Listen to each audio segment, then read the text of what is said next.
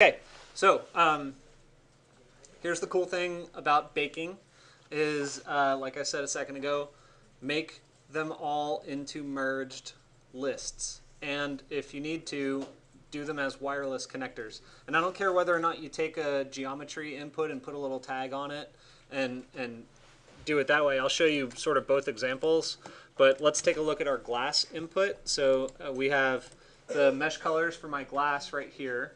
And it came from this source, which is sort of buried in the middle of my whole section. So I want to make that a bake list. Okay. So I can take merge right here, and I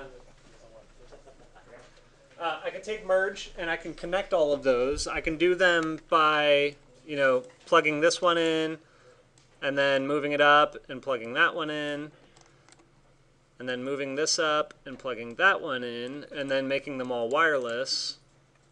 I wish there was a way to do hidden all, especially when there's a lot of these to go in. But you take that element and you bring it all the way back. So let me pull this all the way back here to the beginning. Okay. The other one that I wanted to show you is for the columns, which are right here. So these are my tapered columns, and there actually already is a wireless connector for that. So I'm just going to take that and move that back.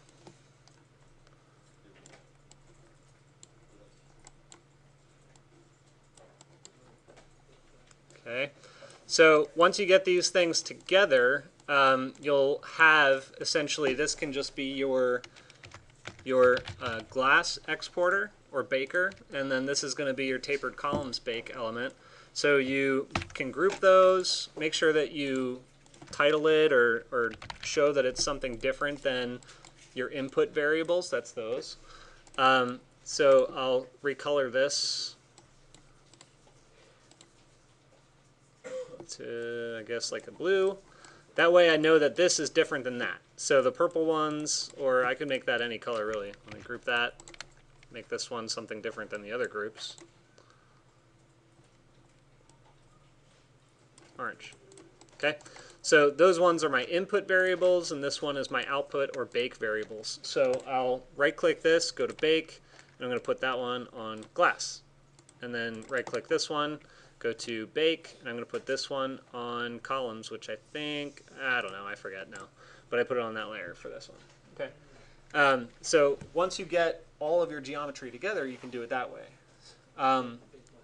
It sometimes is hard for you to track doing this. Feel free to put, like insert a geometry param in here, and you can kind of state where it came from in your definition if you want. One of the cool things you could do, and I'm not gonna totally generate all of this right now, but let's assume that I've plugged these in with wireless connectors to wherever they came from, and we have this guy and that guy and that guy, which wouldn't be wireless in this case. I want to show you it somewhat accurately. Oh. Sorry. Wire display. Default. That's what I want. Default and default. Okay, so just pretend that those are connected to wherever they came from. Remember that really cool jump feature? You guys remember that? So I think it's under utility. Yeah, utility. So I can drop this little cool thing in, and what's really neat about this is I can have my geometry, I can associate this one with that geometry, and then I can jump to where it came from. Whoops, I keep accidentally doing that. Sorry. So I zoom out. Yeah, me too. There is not, though. It's really annoying, that part. So you can place these where they came from. So I'm going to keep dragging this over to this. Okay. So I'll associate that here, and that way, anytime I'm trying to reference a geometry, let's say I'm floating around designing things, and I say, oh crap, I need to modify my glass. I need to cut something out of it or make perforations, but I don't remember where they are.